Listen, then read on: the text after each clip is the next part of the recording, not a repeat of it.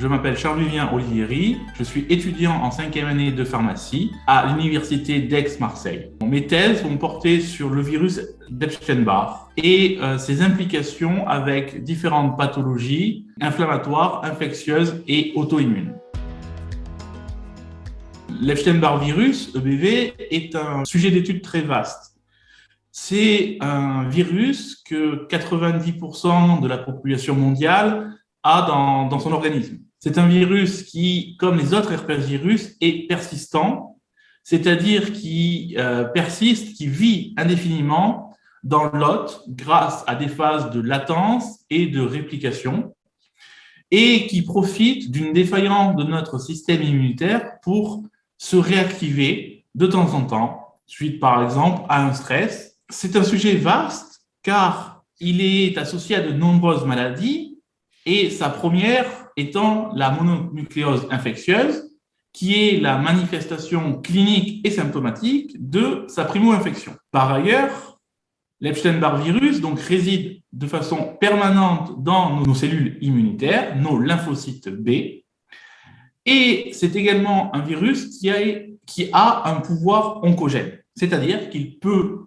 permettre de développer certains cancers. De plus, il est de plus en plus associé à des pathologies orales comme la parodontite, mais également des maladies auto-immunes comme le lupus érythémateux, la polyarthrite rhumatoïde et la sclérose en plaques. Enfin, la littérature récente associe de plus en plus l'EBV avec la pathologie qui nous a occupés ces 2 dernières années, qui est le Covid. Et elle lie les symptômes du Covid long avec une réactivation de l'Epstein-Barr virus induite par l'inflammation issue de l'infection au Covid-19.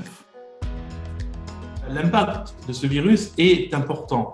Plusieurs études démontrent que l'Epstein-Barr virus est abondamment détecté dans les lésions parodontales, qu'il infecte directement les cellules épithéliales de notre gencive et que sa charge virale dans la salive, voire dans la poche parodontale, est en corrélation positive avec la gravité de la maladie. De plus, de nombreuses preuves suggèrent qu'une relation positive existe entre la parodontite, l'EBV et les bactéries parodontopathogènes qui sont donc en fait surdéveloppées lors de la dysbiose lors d'une parodontite et qui a conduit à l'émergence de l'hypothèse d'une synergie viro-bactérienne dans la pathogénèse de cette maladie inflammatoire chronique à long terme qui est la parodontite. Comme l'Epstein-Barr virus en fait affecte plus de 90% de la population mondiale, et que sa primo-infection, majoritairement lors de l'enfance, est très fréquemment asymptomatique, en fait, il n'est pas d'usage de rechercher chez l'individu en bonne santé ce virus.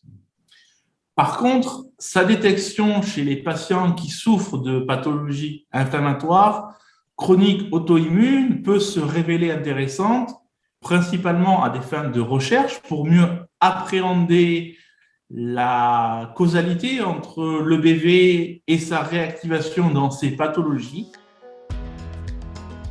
Dans l'approche de l'EBV, en fait, le pharmacien peut jouer un rôle d'éducateur du patient.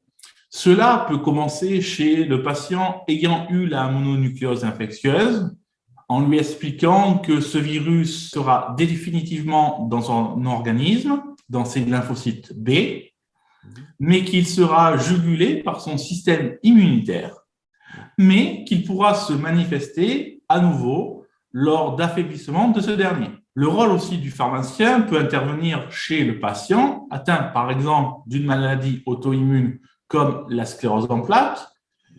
Le pharmacien peut lui expliquer que l'affaiblissement de son système immunitaire par la maladie auto-immune peut entraîner une diminution de la répression de l'EBV par son organisme, que ce dernier peut profiter pour proliférer, également affaiblir son système immunitaire et favoriser la maladie auto-immune, augmenter les symptômes, comme par exemple pour la sclérose en plaques, augmenter l'intensité et la durée des poussées.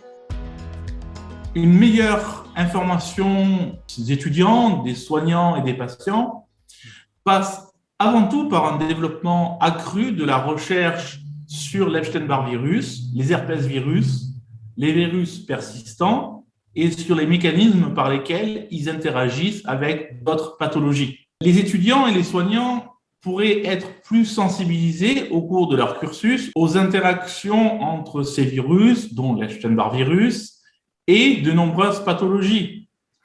Une meilleure formation et une meilleure information des patients serait ainsi faite par le corps médical et elle pourrait être complétée par des associations de patients ou des groupes collaboratifs comme il en existe dans de nombreuses maladies.